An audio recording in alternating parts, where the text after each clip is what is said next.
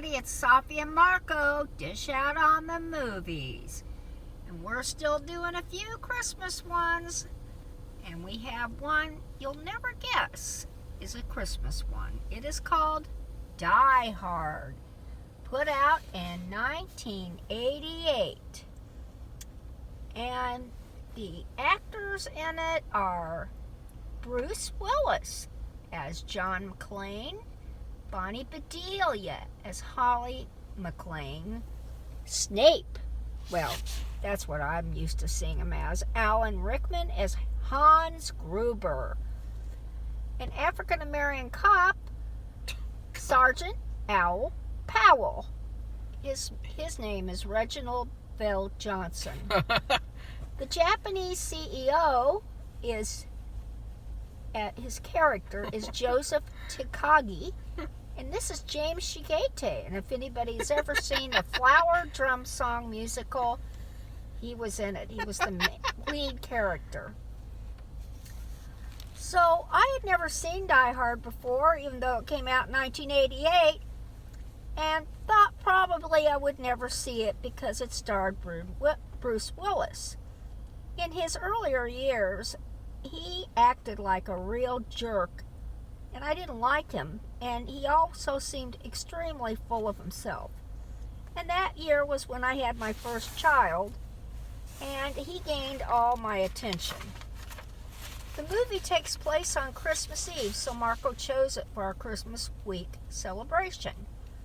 A cop, John McClane, Bruce Willis, comes to L.A. to see his wife and two daughters for Christmas.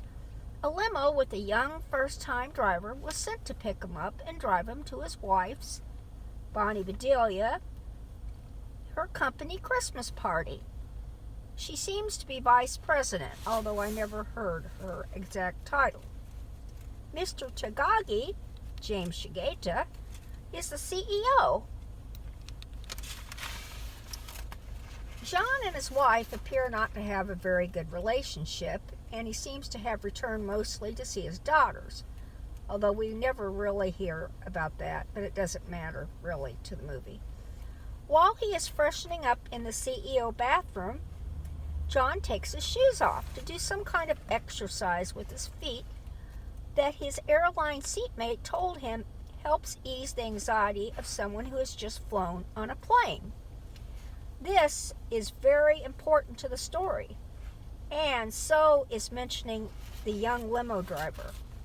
Watch for their significance in the story. Enter Snape. I'm sorry, I will always remember him as Snape, forever and ever.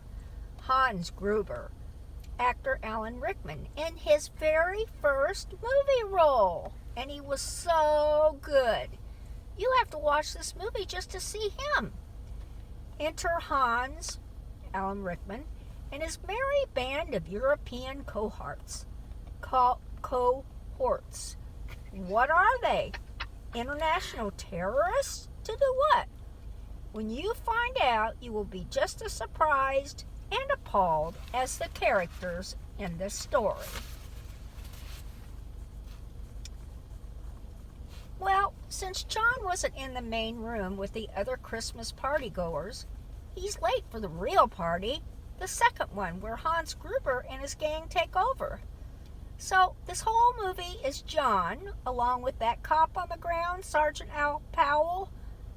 Watch them battle and take down the bad guys. And that's basically the story. Go ahead, Marco.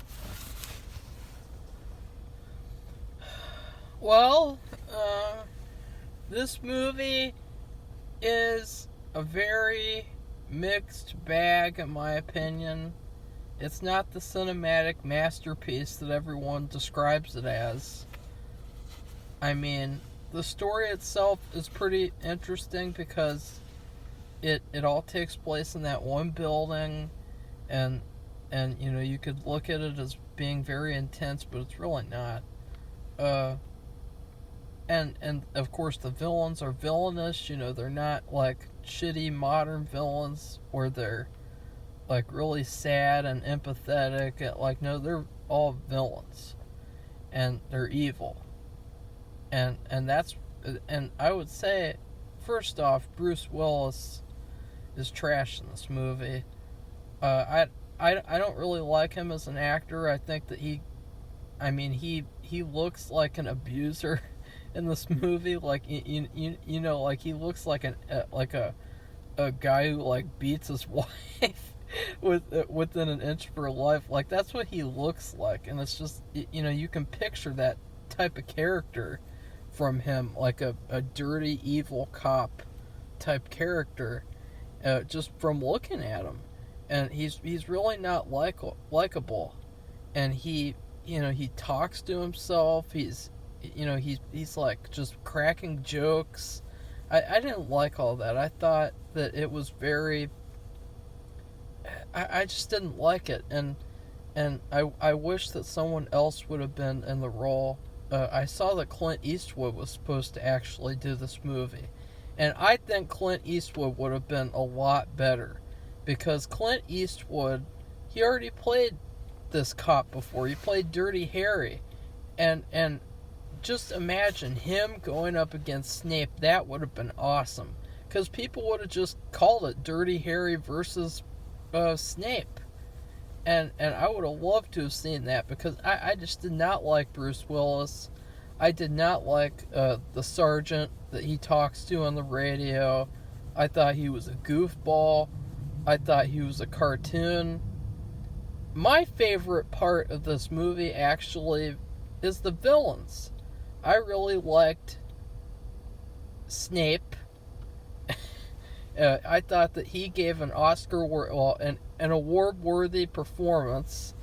I'm not going to say the term Oscar-worthy anymore, because we all know what that means nowadays. Gender and sexuality. He gave an award-worthy performance, and he was a perfect villain, and he was villainous, and he was perfect. And it's his first movie. That's just amazing. And I was like taken back. Like it felt like he had been in like a million other movies before this movie, like Shirley. But no, it's his first movie. I mean, I don't know how he did it. He must have cast a magic spell like that guy in Rosemary's Baby or something. And other than that, though, I mean, it's an action movie. I don't like action movies. I think that they're mostly very one-dimensional. And this one is very one-dimensional. And then also the action is not good. The action is very boring, very dull. There's nothing intense about it. I would say there's some good moments. I like some of the gunfights, like inside the building, like the one with the glass and a few others.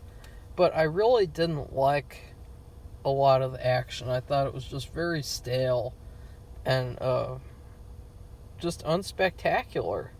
And I haven't seen a lot of action movies, but when I have, they've been really good, like Rambo, Predator, Terminator 2. Like, those movies are so much better and have such better action than this movie. And in terms of it being a Christmas movie, I actually think that it makes a good Christmas movie, in the same way that Home Alone is a quote-unquote Christmas movie.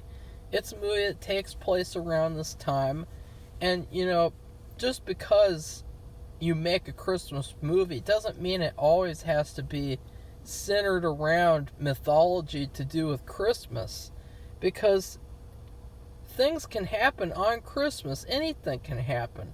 And so if you make a movie about that, it should be just as worthy as being a Christmas movie is like any other Christmas movie that there is, like Christmas Chronicles 2.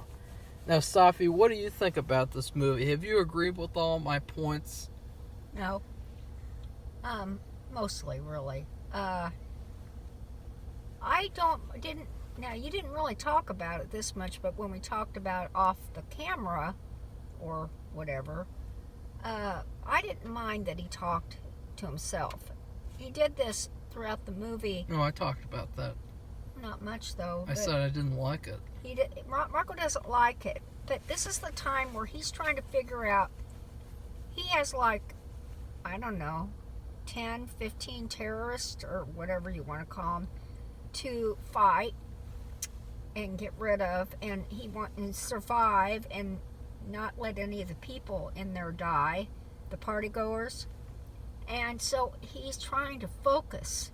And I do this all the time. Oh. I have 20 things to do, and I'm trying to, and I'm tired. Well. And so I say, okay, I'm going to do this. I'm going to do this and this and this. And what should I do now? I mean, I'm not trying to figure out how to survive fighting these terrorists and how to take them down. No, but I could understand that.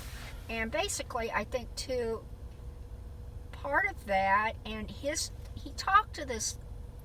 I'm not going to go into it's very complicated too, but he gets the connection on his what is it, the hand thing, and talks to this African American cop. And so between him talking to himself and talking to the cop, they're kind of like narrating the story. Yeah, I didn't like that. It kind of felt like they were cheaply trying to make them narrators because the book maybe had a narrator or something. Well, this is like a World Trade Center type building. It's huge. So? With many floors. And they're way up, I don't know, I'll just say the 30th floor. I mean, that's where the party is taking place. And so he is trying to he has eavesdropped and sneaked around. They didn't, but the bad people didn't know he was there first for a long time. I like some of the talking, he's trying to find out their identities. Yeah. And important information, but then and what they're doing there. But then there will be these other times where he's just like, and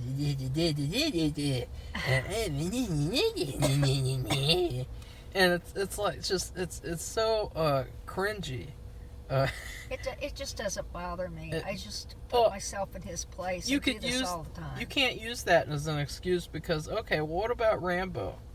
I don't know. I don't. Have you ever seen the first movie, yes, Rambo? Yes, I have. Yeah, you probably have. A few times. Uh-huh. I'm surprised I hadn't seen this one, but like I said, that was my first baby. Remember in Rambo? I was busy. Remember in Rambo where he talks for like the first 15 minutes, and then he's in the middle of the woods, facing off against an entire army of police and shit, and then he doesn't talk the rest of the whole movie?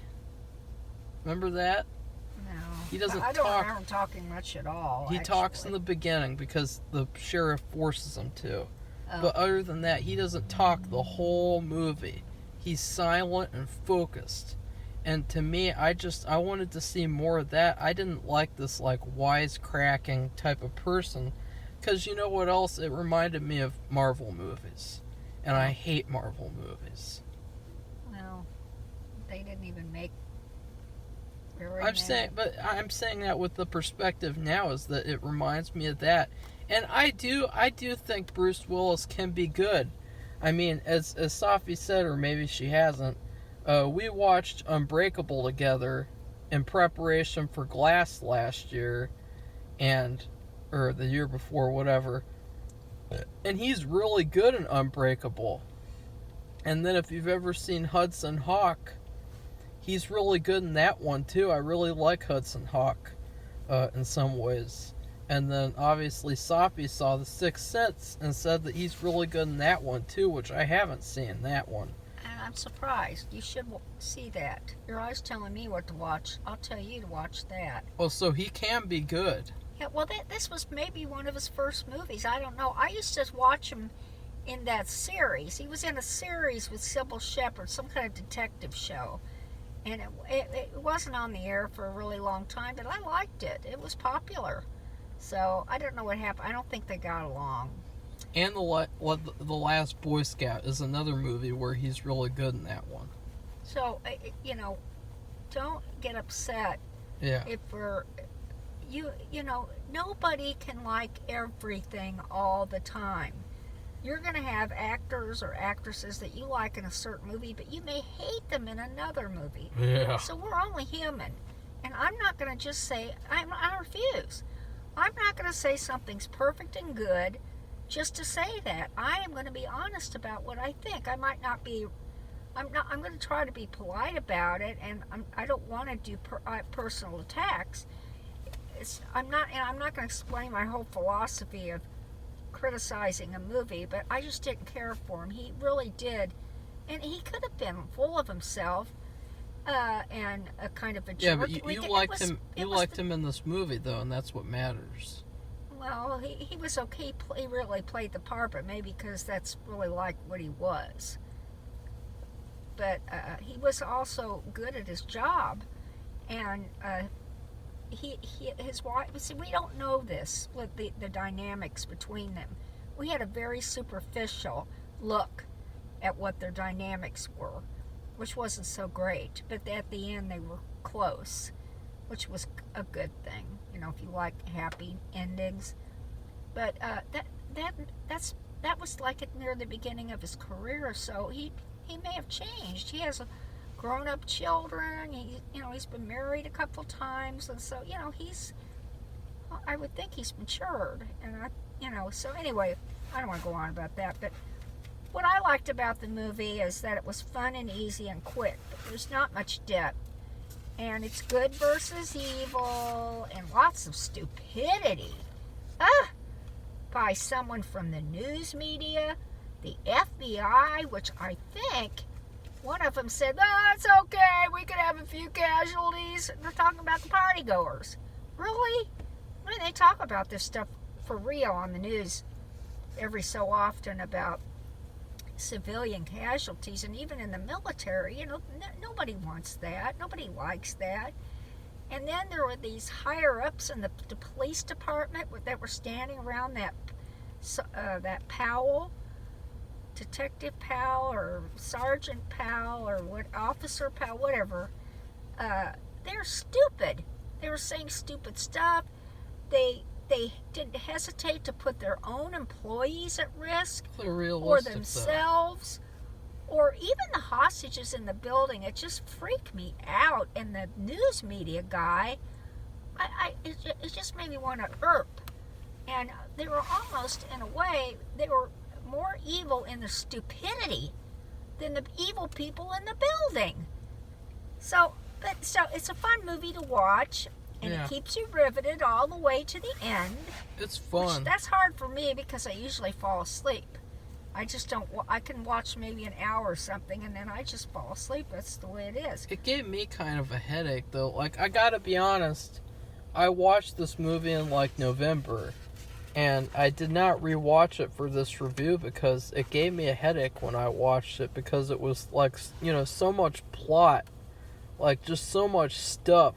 But I still enjoyed it. I mean, I'm not saying it's a bad movie. It's just I have a lot of problems with it that, when I look at it critically. Now, when I just look at it as someone who watches movies, I'd say it's pretty good, and, but I just don't know how much I would go back and rewatch it, because to me, that's what matters most, is how much I would want to go back and rewatch a movie. And a lot of movies, I rank them in terms of rewatchability, because every movie has flaws. Like, even my favorite movie, Fright Night, has flaws in it, and I could acknowledge those. But this movie, it's sort of in the middle for me. Okay, well, on a personal note, what really irritated me or irked me or bothered me was people's hair.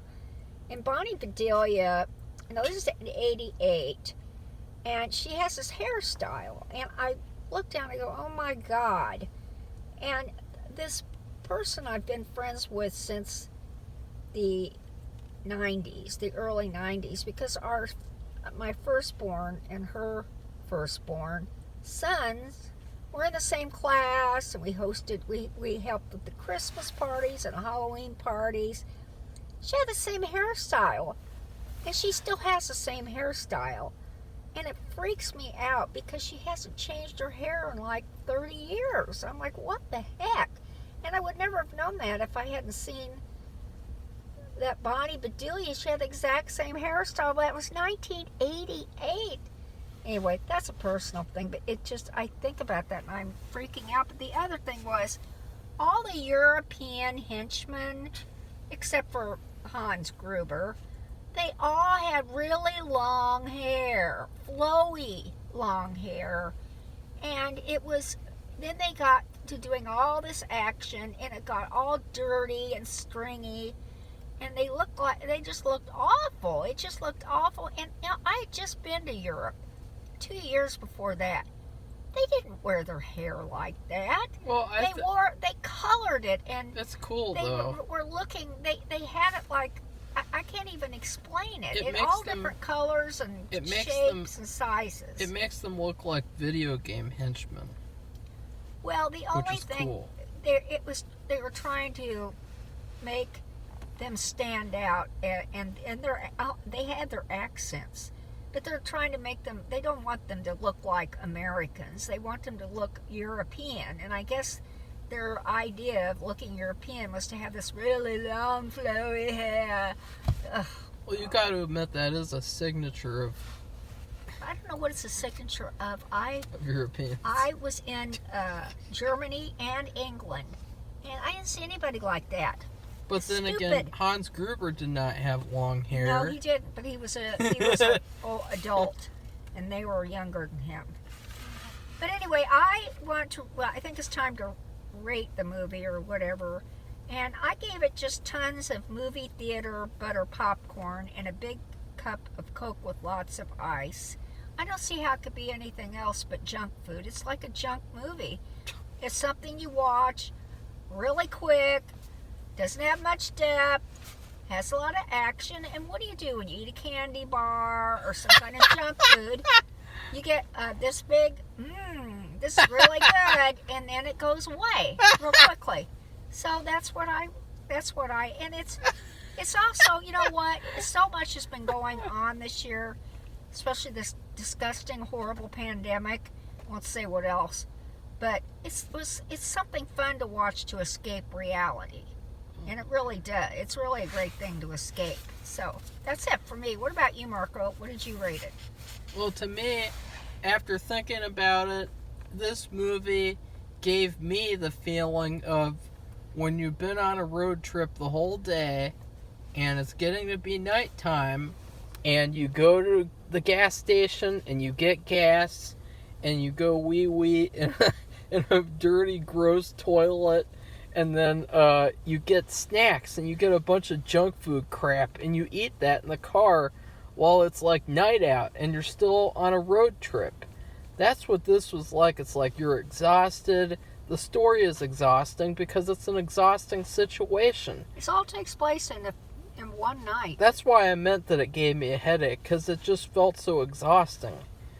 Sort of like how people felt when they watched Uncut Gems, which I did not feel that when I watched Uncut Gems.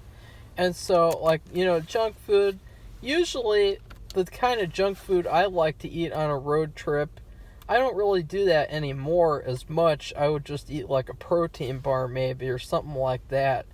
But back then, I would probably want to eat jelly beans, beef jerky, turkey jerky, not any candy bars, but maybe some nuts, like some peanuts with some sort of special coating on them, donuts, all that crap.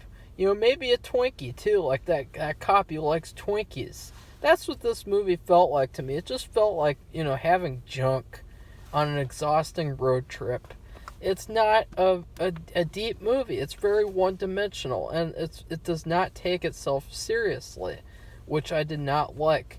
It's just sort of like a fun, temporary thing that you do, and then you probably regret later when you're having to take Pepto-Bismol in the hotel room. So. All right, well, we have one, maybe more movie. One more Christmas movie. Then we have to do our end of the year rankings. When I have to do some ones that I'm backlogged on, because I hate doing it. And then we'll keep on moving. I'm not sure what we're going to do next. We haven't really talked about it. But... I have to do these shitty TV reviews. Oh, well, yeah, Marco has plenty of those. I don't know. I just packaged 4 things to send out today, so I know what I've been doing or not doing. The last movie we will be reviewing is Black Christmas. The one from the 70s. Not the one from the 2000s. and not the one that came out last year that was just a PG-13 feminazi movie. We're not reviewing those. We're reviewing the original. Okay, I don't know anything about it, so that's the thing. Neither of us have seen it. Oh, okay. All right, so remember, everybody, to like this podcast or whatever you want to call it, or dislike it, and subscribe to our channel. We really appreciate it when you do that. And also, if you've seen the movie, what did you think about it? And what kinds of movies do you like to watch that are just escape from reality and that are kind of junky? Can you name one or two? That would be interesting to share with other people. So, bye, everybody. Bye.